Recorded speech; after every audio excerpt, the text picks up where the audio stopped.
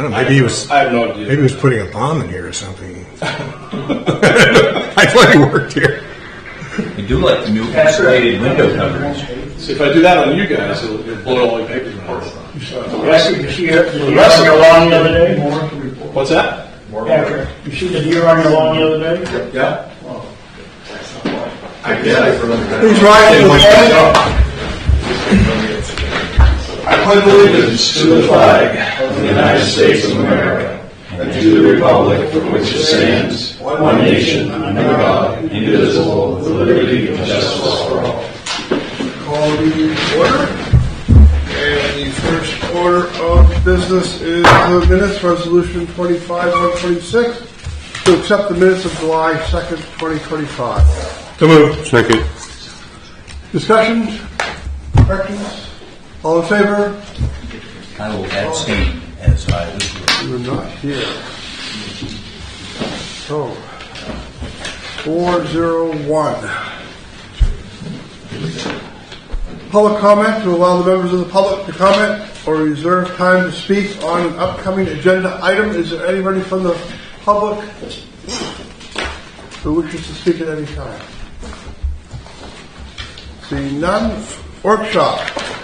Open bids for a 3-year waste disposal contract for county buildings. I believe this is the number 1 workshop, opening of the bids.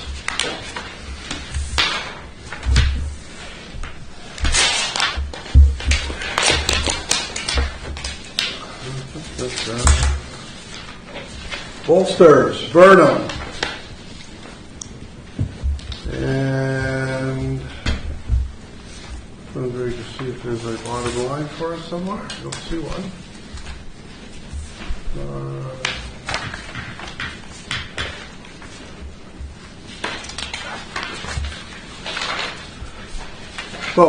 It's a little complicated here. We'll, year 1, courthouse and communications, both 1188, $1,188, both of them. And the transportation fee is another $200. And then there's a tipping fee of $135 per ton. And that is, then we go to... Mr. Chairman, can I interrupt for a second? Sure. Well, Tim, I saw your email. Did you have some way of... It's hard for me to just sort of... We're just... Well, what we're going to do is we're going to listen to these. We're opening the bids up, the official opening of the bids. I'll read off these prices. We're not going to do anything with them today. Maybe we could photocopy we just all look at them, because I can't remember. I mean, Well, I'm limited. we have to open them in public first. Okay, I'm all for making public. And I have to do this thing. Okay. And then you can see them. I'll pass them around, but at the same time, we're going to hand them back to the county administrator so that they can analyze these 3 and come back to us. There is some complication here. We're trying to abide by the opening in public rule, because according to our own policy, it says the chair of the commissioners will open the bids in public. Okay. However, these are complicated because they've got monthly fees, tipping fees, and pull fees or So haul we're going to fees. need some kind of deep analysis before we So decide. what I recommended is that the sheriff and Mike and Tammy over at the Comm Center and Patrick and I look at these, do some research on how much tons have been pulled from the jail over the last 3 years, and that way we can compile them and bring them back to you with a recommendation.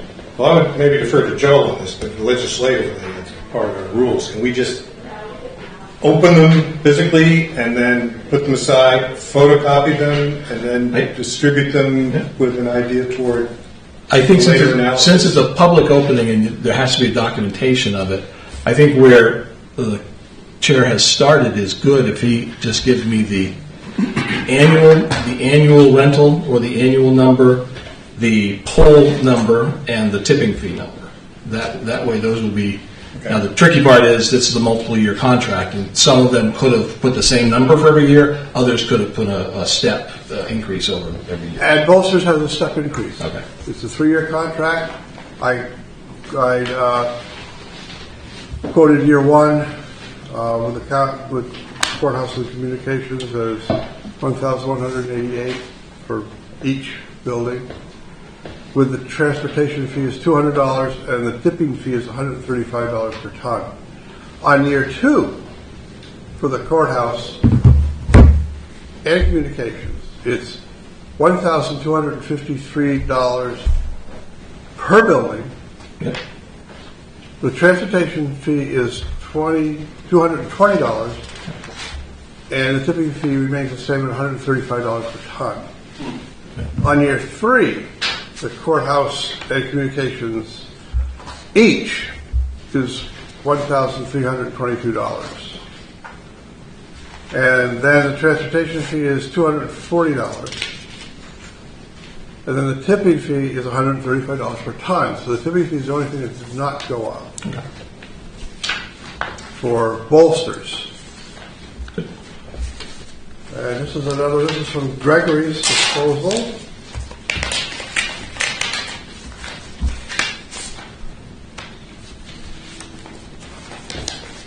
And we are at, Gregory's gave us a monthly, and so, but it's also been multiplied by 12, so that for year 1, for the courthouse and communications, it's $839.40 per building. The transportation fee is $250. The tipping fee is $99.95. And then there's a rental monthly fee of $49.95. That hasn't been multiplied out for 12. Year 2, the courthouse and communications has an increase. That's $899.40 for the year for each building. The tipping fee increases to $265.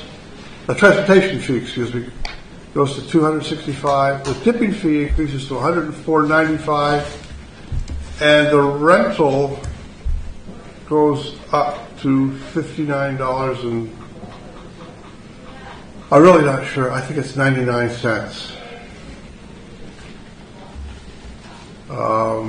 Then year 3 is courthouse and communications, $959.40 per building. Transportation fee is $280. Tipping fee is $109.95, and the rental monthly fee goes up by $10 again, $69.95. So I guess the other one was $59.95 as well. And that again is from Gregory's disposal.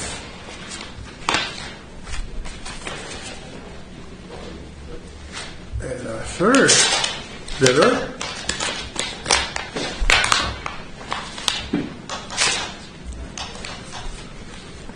is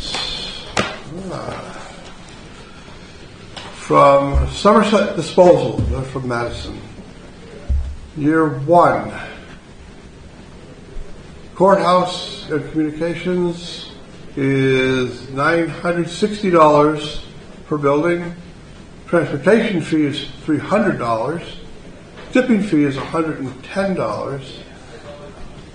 Then the next year it's $1,020 per building. Transportation fee stays the same at $300, but the tipping fee stays the same at $110. And then for year 3, the courthouse and communications each the same, $1,020. Transportation fee stays the same at $300, and the tipping fee stays the same at $110. And what we don't know on any of these bids is that we don't know how many pulls there'll be, which means we don't know what will, that would also determine how much the tipping fee would be. in gross. So what I recommend, and I think this is a good discussion point, is the complexity of this particular bid. Yeah.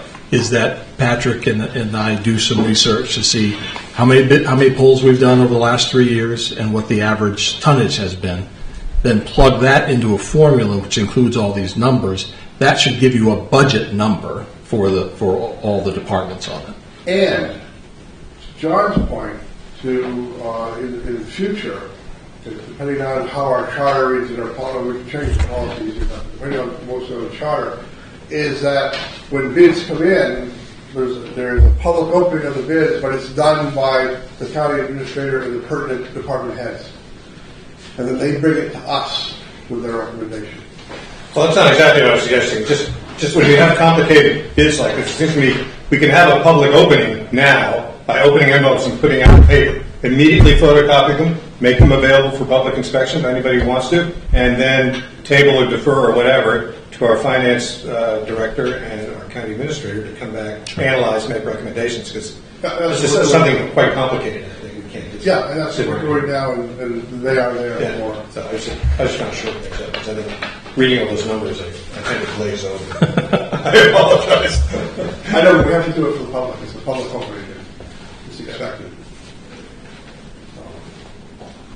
That is workshop 1. Yep. Workshop 2 is the Rockwood transfer station proposal, and there's only just the one bid.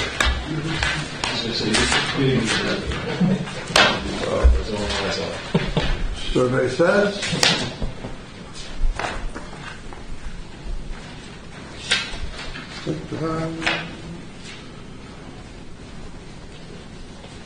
Oh yeah, page 5.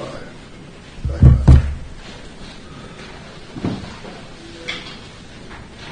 up. For the Somerset disposal in Madison for Rockwood. For the station, year 1, 2, and 3 is $85,000 per year. And that's for each year. And the total 3-year contract price is $255,000. Recycling costs, which are stated separately, for the first year, it's $10,000. The second year is $13,000. And the third year is $16,000. For a total 3-year contract price of $39,000.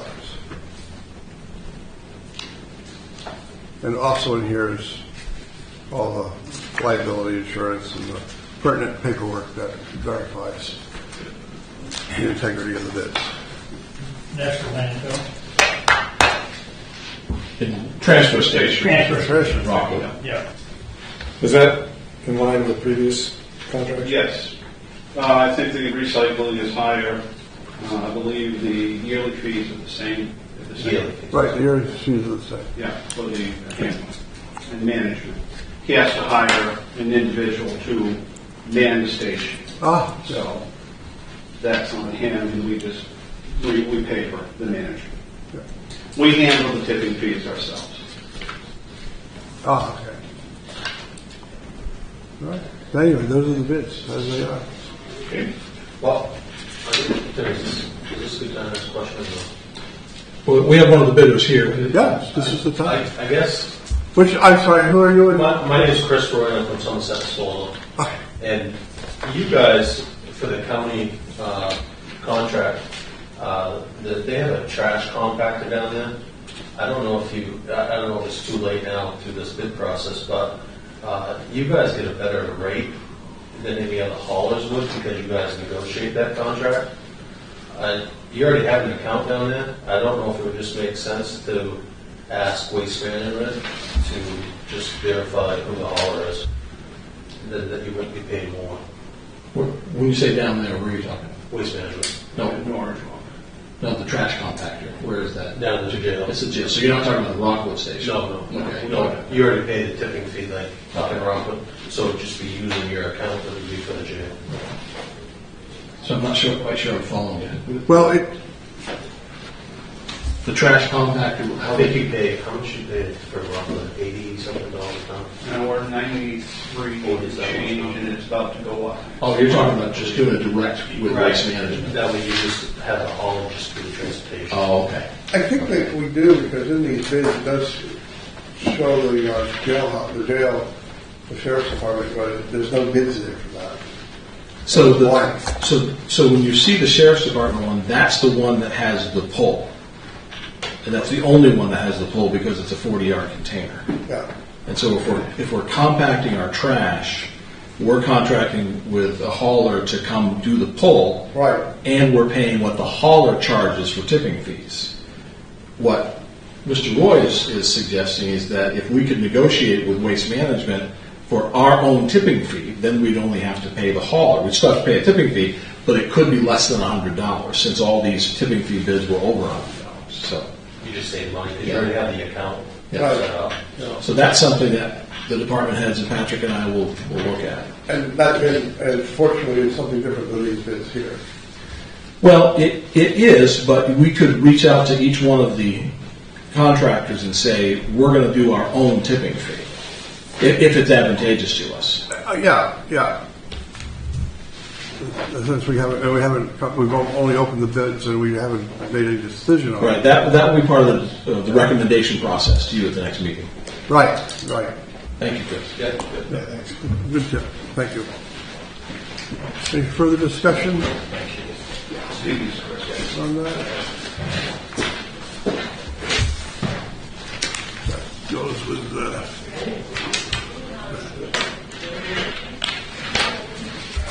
So we are on to policy review, number 3, policy review, credit card disbursement of funds.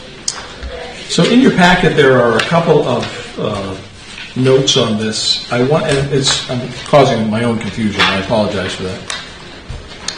I had put in what is a current credit card management policy, but in that current policy, I had highlighted some cardholder responsibility language that I thought would be good to put in the new policy. And separate from that, Patrick has redone a credit card policy because our old one referred to the treasurer as the person that administers the credit cards, but our practice has always been, since Patrick's been here, that Patrick administers the credit cards. And also, Patrick had found that there was a number. You can't get one, Mr. Johnson. Oh. So I saw you sneak that question in. Patrick has also found that several departments had store cards, like some departments had a Walmart card or a Staples card, and his recommendation is that they do away with those and we funnel everything through the given county card. So I'll let Patrick speak to this a little bit more. Yeah, Tim asked me a while back to take a look at this policy. And like Tim says, we got like Home Depot cards, Walmart cards, Staples cards, Tractor Supply cards, all those cards. I don't know why in the past that was done, but we would like to just put it all underneath our bank-sponsored cards and have them issued to the person itself. I plan on setting up 4 major groups. One group for the county building, one group for the EMA building, one group for the jail, one group for the SL. So basically those bills will go directly to those locations for their reconciliation and all the receipts and so on for that process. But the issuing of those cards would be controlled by Tim in the sense that he gives the authorization. I will do the physical process online, but he would be responsible for stating which employee can receive a card. And at the same time, we would discuss what credit limit we would issue to that person. We do have another credit card system that we're going to keep in place the way it is.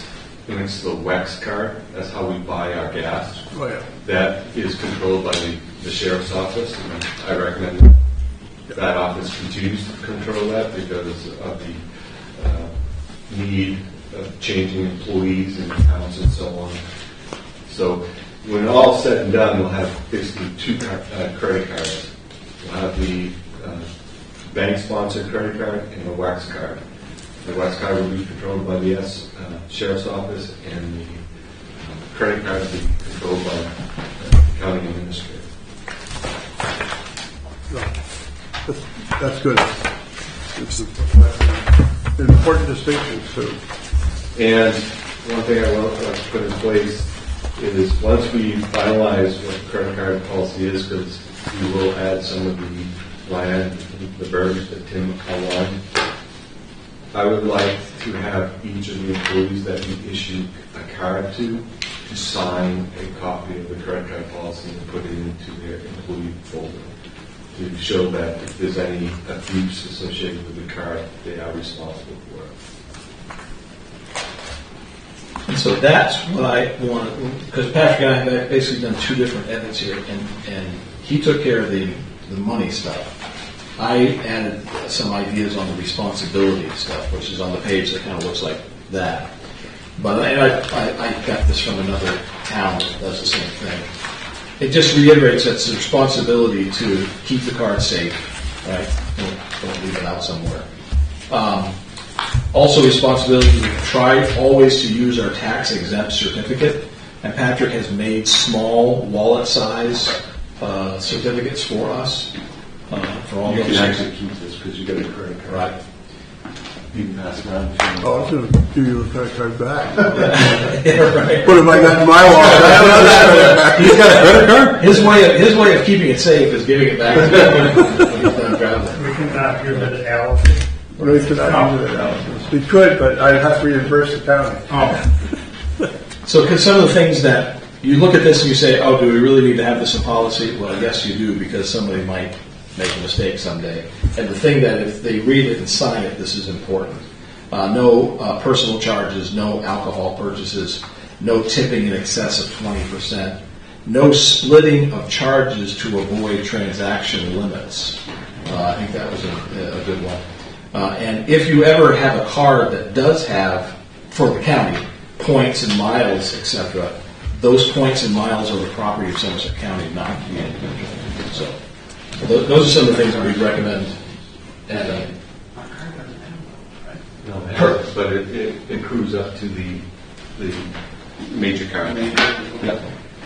Now, what we normally use the points for is just to offset the credit card bill. Right. We change it into credit, into dollars, and offset the credit card bill. So, Tim, there's credit card management policy, it says process on it, and the other one says current. right. And they're both dated, adopted July 2012, right? Well, that's the old date of, that's how long. So, but the one you are asking us to consider is the one that says process. Yes, yeah, that's So it correct. would be adopted July 2025. Right. I'd wait till the next meeting to Yeah. adopt it with a resolution Yeah. once we get it all together. Okay, I good. just want to give you an idea where we're headed. That's pretty good. And while we're here, right on the same page in the old file is the disbursement of funds policy. I always experienced this when I worked at the local level, is that every year the state requires a selectman to approve disbursements of funds outside of a warrant. So I assume that's where this came from, like your payroll and other pays and so forth. But I don't think that same thing applies to the county. And I think Patrick may recommend that we just kind of remove this policy. Yeah, but when it comes to payroll, and everything's audited by a third-party auditor, but we've never come to the commissioners to sign off on payroll because it's done every 2 weeks. So it's kind of mute in having it signed after the fact. Because all your hires come through you, and the budget comes through you, and everybody's paid increases are based on the budget and everything. So you basically approve the payroll before we actually process it. Right, yeah. And Tracy signs it, doesn't she? No. No. She's the one that actually, no, because everything's electronic. Right. It's Well- a direct deposit. Yeah, yes, it's direct deposit. I'm signing in the quotations where she's the treasurer. No. Oh, okay. Department head signing, correct? The time cards. The only thing that really is signed is the time cards. And, of course, the employee change forms, which has the wage rate, those are signed by department heads. And that's what the auditors really look for, to make sure that everybody's at the correct rate and it was approved, and that they're being paid the hours that are stated on their timesheet. So in looking at this, Patrick and I reviewed this. When this was built, it was built sort of in the same model as a municipality. And so the extenuating circumstances would be like payroll, but as Patrick explained, we do that outside the warrant. Payments that would involve a potential discount to the benefit of the county. Most of the vendors that we deal with understand we work on a warrant system. If we commit to buying something, they know we're going to buy it. Payment schedules that are required by the state. The county doesn't have any of those schedules. Towns do, because BMV payments need to be made by the town to the state every week. And so if you have a bi-weekly warrant system, you have to do that outside the warrant. And just any other miscellaneous thing. So really, this doesn't apply to county finances, and so Patrick and I recommend that we just remove it. So. Well, looking at the time of adoption. What's that? Looking at the time of adoption. Right. Exactly. Okay. All right. So we'll bring you a updated copy on the credit card policy at the next meeting. Okay. Thank you. And we're going to continue. We're going on to number 4 of the workshop, continued discussion on the commissioner resolution regarding LD 1971. I've had a few people contact me about this. I've replied to them. Happy to read the reply. I believe there's a rewritten resolution here.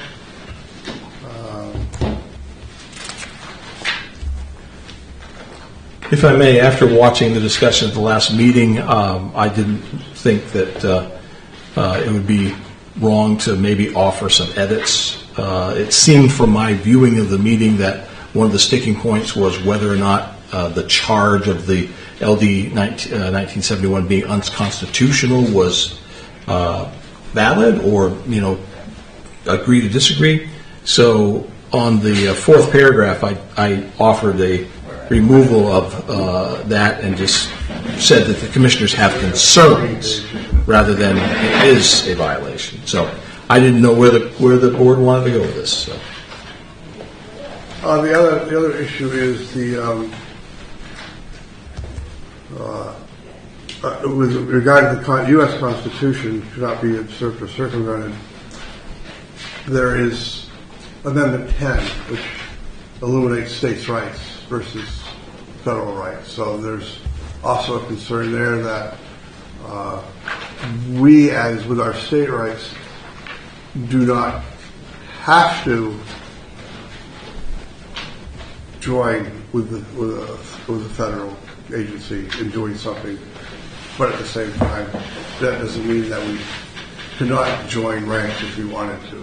It's just one of those things that I don't think that the U.S. Constitution really comes into play here, where with Amendment 10 enumerating the state rights. I can read you Amendment 10. I have it right here in my back pocket if you want, or not. But I know Joel knows it by heart.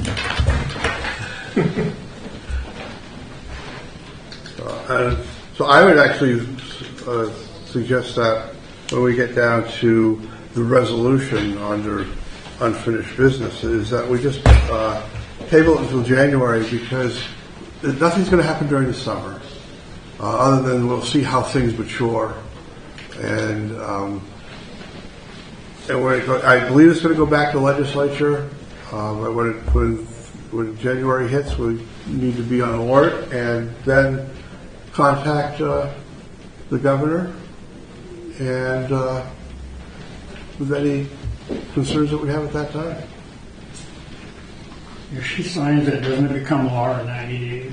Yeah, but she's not going to sign it until January, or she's not going to sign it. She said she's not going to take any action until the first, until the short session in January.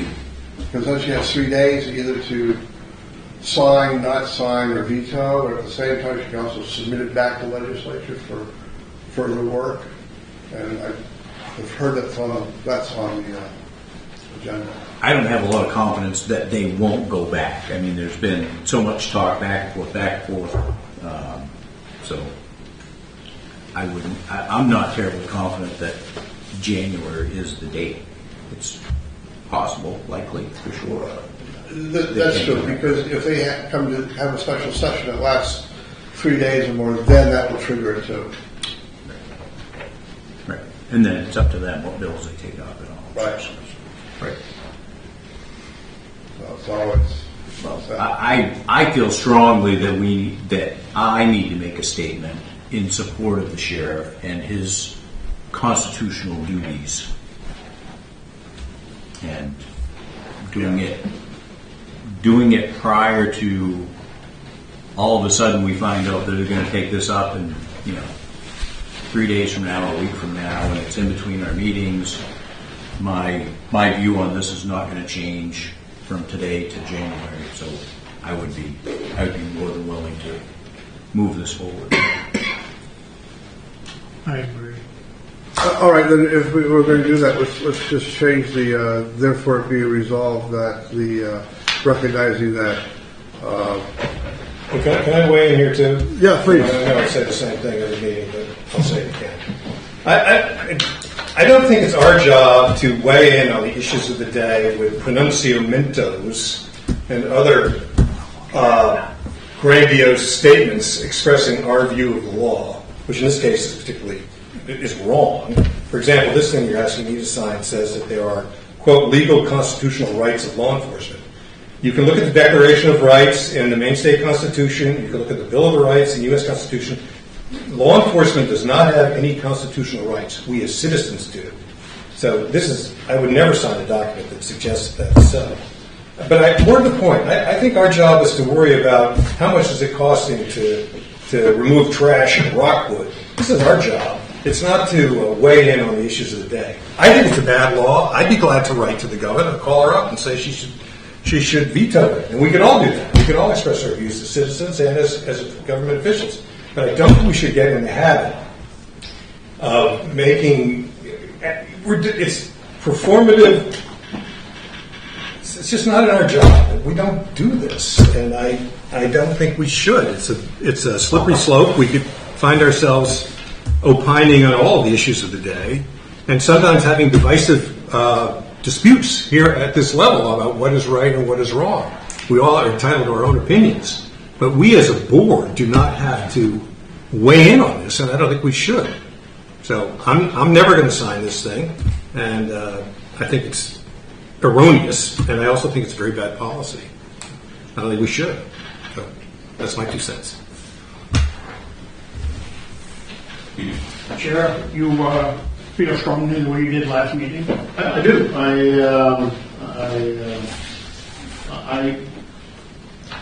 I do not want to interrupt, and I do not want to somehow compromise my relationship with the feds. We border a lot of another country, and we depend on the feds quite a bit. So, regardless of what the board does, I will continue to work with the feds.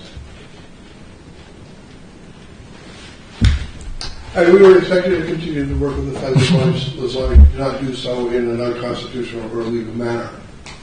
Well, and I don't expect that you would. That is a discussion. I have issue with state legislatures who want to push an agenda versus what I perceive as right. And again, I'll reiterate, I will always work with the feds. But we as a county, we're not telling you to work with the feds or not work. That's the legislature. We're not. This is not our legislation. We didn't pass this law. We don't like it. My point is, we just shouldn't make these sort of public statements. They put me in a precarious. I believe they put me in a precarious situation they've kind of drawn the line. I agree, and I think because of their ideology, and I think it's a very bad law, and it would set precedent for the future. And I will continue to work with the feds. Okay. I don't know.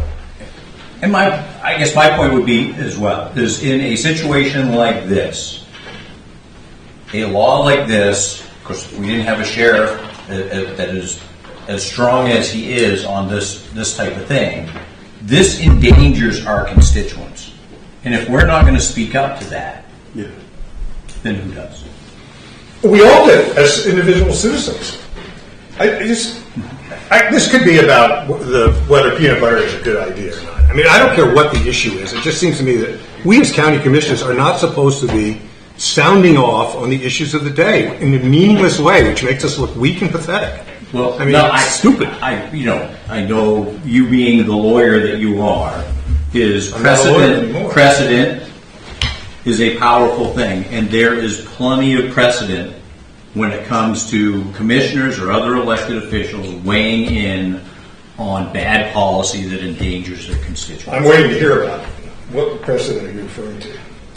Well, Do a little bit of research, you'll see. No, I want to hear it right now. Title IX. You know about it. Tell me Title about it. IX. Tell me about it. You picked the wrong rule for that one. What are you talking about? The governor. So could I just I'm talking interject here? I think, Commissioners, you make a good point. Sheriff makes a good point. And something Commissioner Stetka said early on is individually, there's nothing that stops you from writing a letter to the governor and to urge one way or the other on any bit of legislation. As elected officials, it's interesting. As the sheriff, as an elected official, he's not part of a board, so he can operate individually. You are one of 5 votes, so the consensus of the commission holds weight only if there is a consensus of the commission of at least 3. So I guess it makes more sense to look at this as, is this something that you should do individually, or is this something that you should try to hammer out as a resolution of the majority? And I've already done it individually as a commissioner to the governor. Right. Well, we did that quite some time ago. Okay. And actually, when I reread this resolution, I can't sign it either because I think it's flawed. I agree with the sentiment of it, but the wording of it is flawed. And that's another reason I don't want to postpone any group decision on this. Well, I would support a resolution that, like this one is presented, it has places for signatures, and if your signature is not on there, that's fine. But I don't believe it should be worded as the commissioners. Maybe it's these commissioners or something to that effect. I'm not going to put your name on something that you don't agree with. Okay. And I want a World War III over this. I just say that this document, when signed, is going to have it will have no impact at all on the issue, and certainly no more than our own individual voices would have if we all did what we could to change the law, which is a bad law. And as the sheriff points out, I think the real difficulty with this law is that for the man on the woman on patrol, he doesn't know whether he's violating the law or, given the situation, what's wrong and what's right. It's very vague and confusing, so it's a bad law. I agree on that. I just don't think it doesn't say in the county charter when it comes to the section on county commissioners that they shall from time to time announce their opinions on issues of the day, be they left wing, right wing, or all of them. Well, Dark for side that- of the moon. It doesn't say that. It's not a good prohibit us from doing that either. No, but I don't think we should. I just think it's.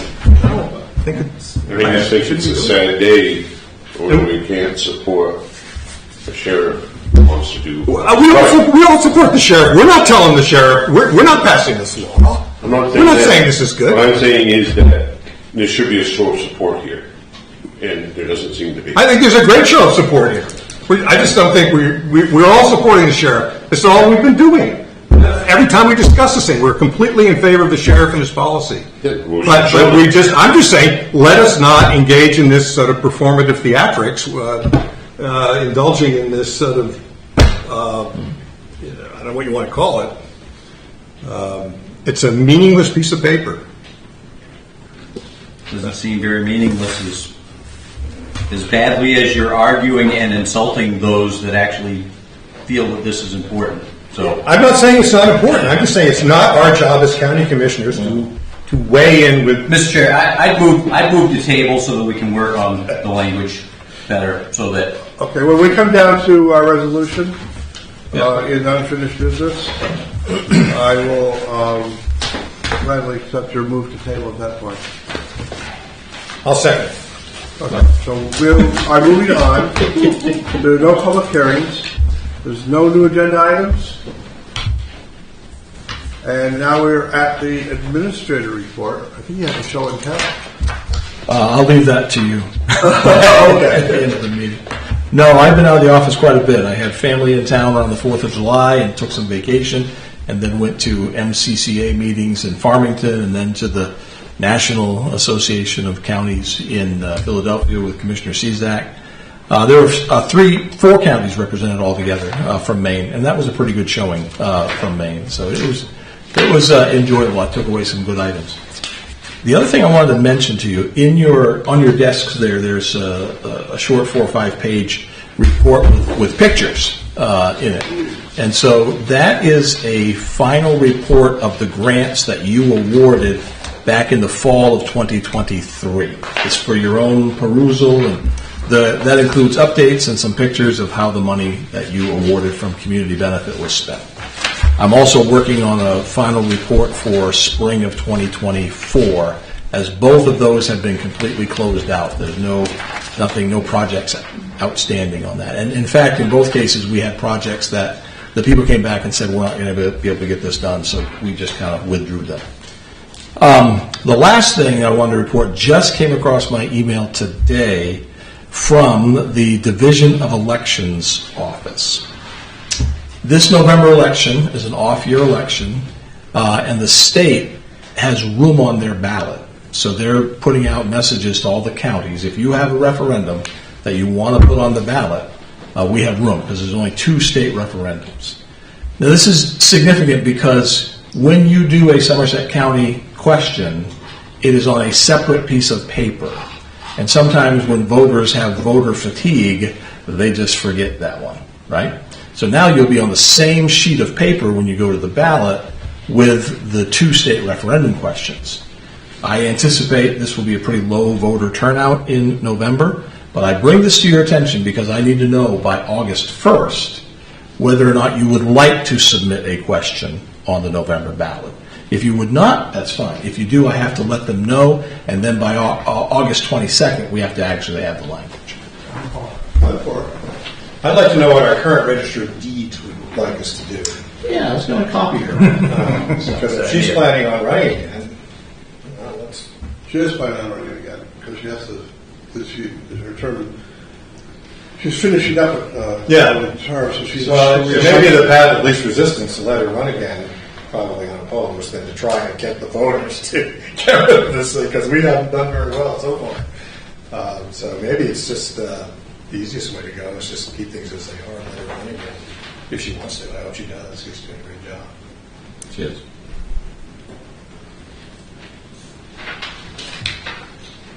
Did she run last time as a write-in? She did. See, that's the issue we're going to have right there, because it would only take a handful of people to push for somebody else. No, but if she ran again as a regular candidate. So by November of 26, so by January of 26, she would have to get the required 300 signatures or whatever they are. And so she'd have to go through that process. Out of fairness, I have not spoken to her about that. My guess would be she would not care one way or the other. Yeah, I just like to know what she says. Yeah. Any position. Yeah. Okay. You know, you have to think of future commissions and future deeds. If you were successful in getting this changed, then the only thing that would change it is another referendum vote. So Well, we haven't gained any. we did gain ground in the presidential election. We were 52-48 as far as percentage. That's pretty Yeah. good. Yeah. Yeah, I would support moving forward on it, putting it on the ballot. Yeah, that's more putting it on the ballot. It's not going to interfere with Tanya. She's not going to be on the ballot this fall. Right. So, So if that's the consensus, let me talk with Tanya, and then I have till the end of the month to just let the state know that we want a question. Then I can bring it to you at the next meeting. You can discuss it, the wording, and then we can send it to the The state. next meeting is August 6th. Yes, that's the meeting. Can you email us what the past wording was? Yep. And maybe it can be tweaked a little to get some of John's people to vote. It's not, Commissioner, it's not John's people that are against it, if you get what I mean. Yeah, it's those people in Madison. The sensible people. The sensible ones, yeah.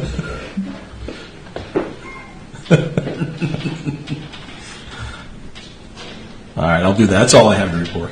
okay. Finance reporting.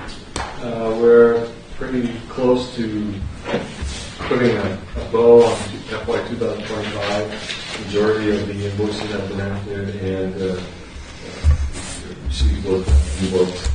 And no surprises, general funds sitting at 900,000 positive for the year. The jail is at 200,000, and UT is sitting at 380,000 currently payable for the year. So, good year.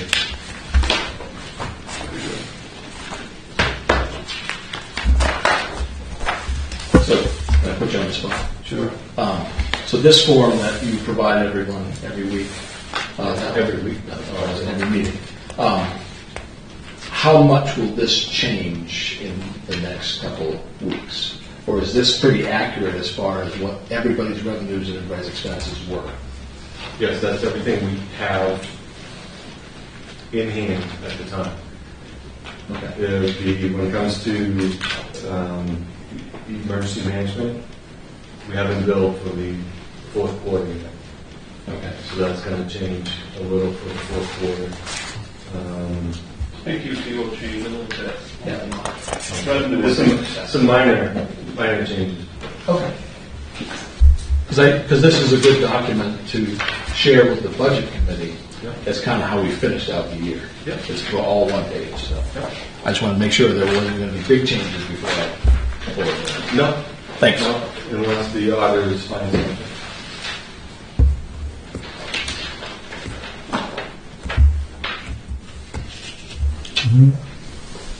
Sure. If I may have a moment, I wanted to just show the commissioners our new uniform that we'll be wearing, if that's okay. That's great. So what I have with me is Deputy Jones. The brown was getting hard, material was getting hard to come up with, so we went with went more to a traditional uniform, sheriff's unit, green pants, tan shirt, and it's going to actually save us money on getting the uniform. But we're also, part of this is to be more the health conscious for the deputies. So before, what they would wear is a shirt like this with a vest underneath it. What they now carry is an outer vest, if you want to unzip that.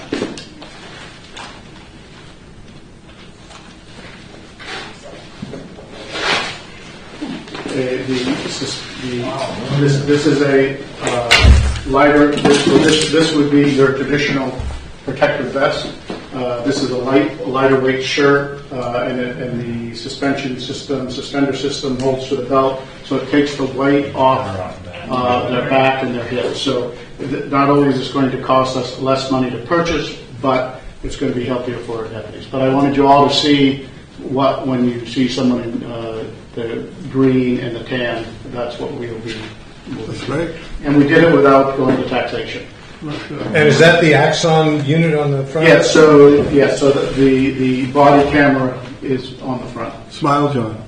And, It's not rolling right now. we also had purchased deputies a while back. So because of the death of the deputy in Hancock County, we purchased these for the deputies. So if they're out in inclement weather, out on their uniforms, yeah. so they can Cool. It's very beautiful.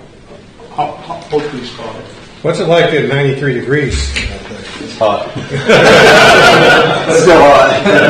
Yeah. But it is a lot cooler, so something that the sheriff didn't mention either is this is actually like a water resistant material. So you could dump a bottle of water on your shoulder and it'll actually run right off. So you'd actually have to be in the water for the shirt to be wet. This portion feels like a dry fit Nike shirt. The outer side feels like your traditional uniform shirt. Just like this is water resistant as well. You pour a bottle of water on and off of it. That was the only thing I had. So, Well, thank you very much. Yeah. I was going to call on you after finance was done, but that's great. that's what I have to report. So 2 birds, 1 stone. I assume you anticipated something real bad today, so you brought in reports. We were thinking about we might remove some people. But it was good to have backup. Yeah, I was thinking about that. You did massive documents. Thank you. Thank you, Corporal. Appreciate That it. Marty. Thank you, Sheriff. That's great. Jake, not to tell you what to do, but that's your story right there. You need a good public PR. I'm surprised you didn't jump up and take some pictures. Saving money and better uniform all at the same time. Better looking, handsome man there. I think the uniform is distinct, and I think it is a better than what we were wearing. Good. Well, that's wonderful. My opinion. Honestly, deputy's opinion too, because I had a chance to talk to a couple of them, but I saw her on duty, and they absolutely said it's the way that it should have gone. It's good. That's right. So you're all set. Yes, sir. On to David. Things pretty quiet, UTs, just kind of general update. We have some capital road projects happening this summer, one in Lexington right now. I don't know, I think I'm done, in fact I know I'm done paying out of FY25, so we're now in FY26 for a lot of that stuff going on. Otherwise than that, it's pretty quiet. Great. All right. And with that, we're on to unfinished business. Resolution 25-120 to authorize a commissioner resolution pursuant to LD 1971. Joel? Did we already moved the table that? No, we have to do it We'll now. move to table. Second. And any discussion? So again, this is where I get confused on Robert's rules, because my understanding is if you table, it goes back to the next meeting. Is that your intention? Actually, if he tables it, as he said, it actually dies. But if you table it until... What's your intent, Commissioner? So my understanding normally is you table until it's pulled off the table, so it would be up to the commission to pull it off the table when we're ready to move forward. Yeah, that'd be a more legislative way of doing it. So it's which I would hope we could nail something down for next meeting. Okay. I don't think there's a ton of. If we're Not a lot of words by on that the next meeting, then we won't pull it. But Yeah, exactly. exactly right. Good. Very good. Appreciate the clarification. Any further discussion? All in favor? Very good. Thank you. Resolution 25-121 to establish payment options for county taxes for FY 2026. I move we adopt the proposed policy that was set forth in our materials that would allow the towns to pay twice a year, but if they opt for that we would assess a 4% surcharge on the second payment to make up for the fact that we don't have the money early and have the bank gaining interest. Maybe that could be written up in a better way. But the policy. I've already got just written down. Okay. Is there a second to that? I'll second it. Okay. I would just add to, I wasn't here at the last meeting, but I did watch it, and Patrick did an excellent job of laying out the parameters of this. Since the last meeting, I've kind of pushed the idea out back to the municipalities and gotten good response on both sides of the issue. Those municipalities that said, we're not planning on doing 2 payments, we like this idea because the county is made whole through this process. And then I did hear back from 2 municipalities that said they're gonna do it because they're in a situation with cash flow, and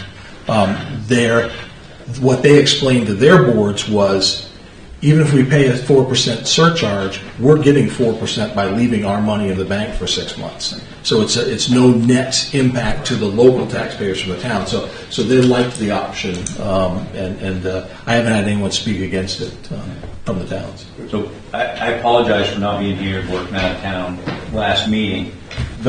I'm assuming, Patrick, you came up with 4% by doing some math. Well, that's what the bank is paying, so slightly over 4% on our money, so. Do we want to put some, maybe I'm interrupting here, I'm sorry. But should our policy say that the surcharge will be based on the current amount of interest? The letter that goes to the town says that. It's not locked at 4. Right. And in addition, what Patrick has done is he has basically done every town's potential impact on that based on 4% compounded daily. Doesn't miss a thing. And he has done a mail merge, which I only know what that word is. I don't know how you do one. But he's provided letters for every town. So if a town requests 2 payments, we've already got their number figured out, and their letter can be sent to them. So That's excellent. It's excellent. I mean, it allows them that flexibility while not, even though it is a small extra burden on the smaller towns, but does not have that. So, yeah, perfect. I was impressed by the town of Madison that was here, and she was all over. She's very happy with this. So it sounds like makes She did a good good sense for everybody. presentation for. good. She gave a good presentation for. Yeah, they're very happy with it. It made tremendous sense for all concerned. All in favor? Good to go. Thank you. New business, resolution 25-127, to award the bid for a 3-year contract to operate the Rockwood Transfer Station. So moved. Second. Discussion? All in favor? Okay. That. That's going to Somerset. Somerset disposal? Well, Somerset disposal, for sure. Yeah, disposal. Yeah, Somerset disposal for sure. Yeah, I'll add that into the minute. That was the only bid. Yes, That's only one easy decision making. And it was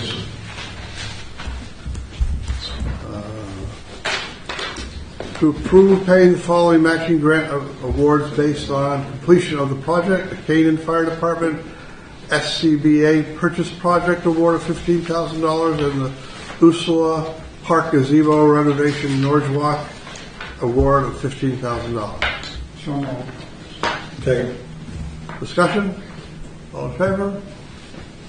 Go. Resolution 25-129 to authorize the recommission of Stacy Slate as deputy for the Somerset Sheriff's Office. So moved. Second. Discussion? All in favor? No. Resolution 25-130 to authorize the hiring of Andrew McFarland and Jason Pesolano as corrections officers for Somerset County Jail, and my apologies if I mispronounced anyone's name. So moved. Second. Discussion? Second. Yeah. All in favor? Couple of expenses. Warrants. Resolution 25-131 to approve the treasurer's warrant for general fund, Somerset County Jail, unorganized territories, TIF tax revenue, and TIF community benefit for a total amount for the physical 25 and 26 years of $740,385.29. So moved. Second. Discussion? All in favor? To go. Miscellaneous discussion items, commissioners only. You have anything? I have none. I have a couple of things. One, right over there is our Maine placard from our general meeting at the National Association of Counties, and it's the 90th anniversary of the county. And as a board of directors member, I received this ashtray. You know, so put your duties there. Cigars. And this is going to the Somerset County for our posterity. So I'm leaving this with the county. I think the sheriff's been seizing quite a few of those lately. Yeah. That'd be Tim's candy. That is an unusual item for sure. Yeah. It's the Liberty Bell. Yeah, cool. You have to pay to see that, according to Really? Yeah, is that? You have to pay to see the Liberty Bell? You have to pay to the You do. bell. Somebody hammered that sucker out. It's in a museum now. So, To the museum. well, I was there 25 years ago. You could go right up and see it. Now it's in a museum with everything built around it. So. Well, I was there like, I don't know, 10 years If you ago. hand it back, I'll put it back in the box. Or Well, you were there when it was Maine. Weren't you? Go. This is just I'll put it back. Oh, you wanted that? You were gonna put it in the sash. So he's going to whip out a cigar.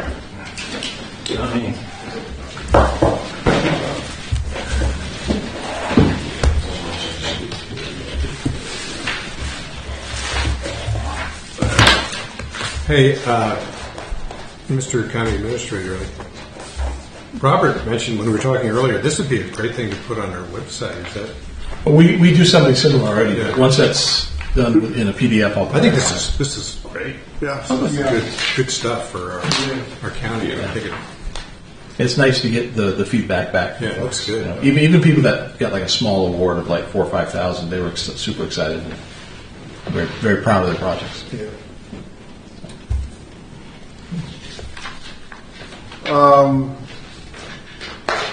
I'm done with my miscellaneous discussion items, and so I think we can go on to executive session to discuss the personnel matter pursuant to MRS Section 405-6A.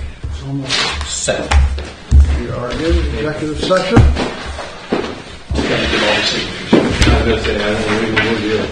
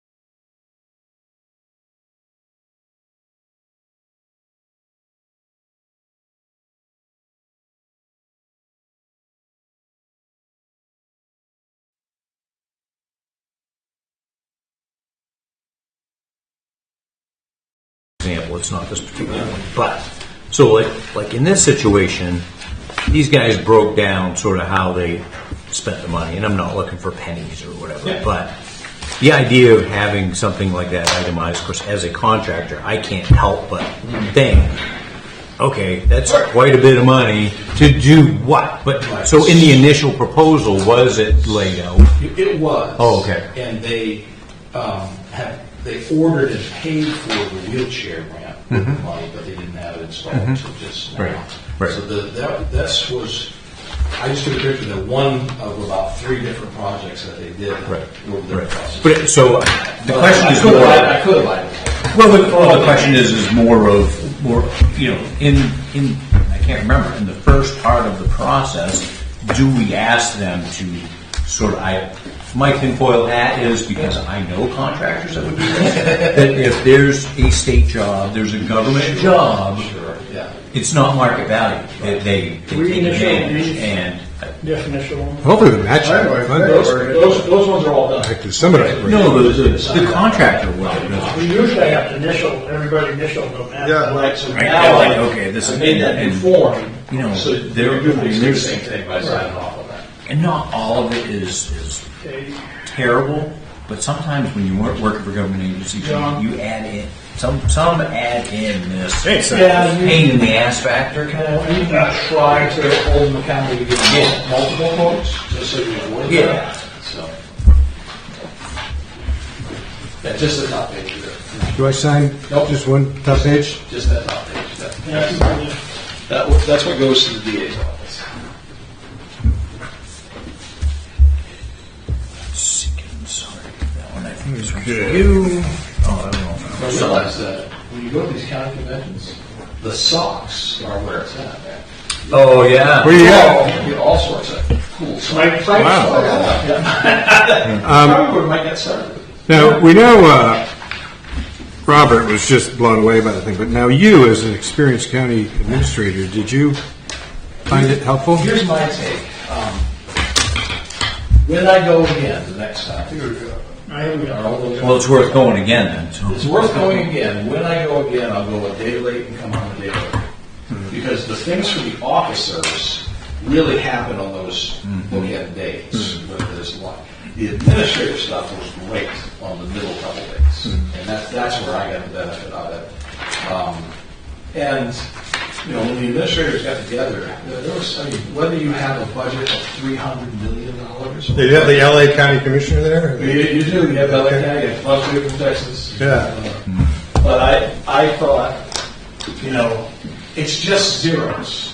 We're all dealing with the same stuff. Yeah. We're all dealing with elected officials. We're all dealing with employees. We're all dealing with Robert's Rules of Order. We're all dealing with these different things. It's just zeros, whether you have a $300 million budget or a $30 million budget.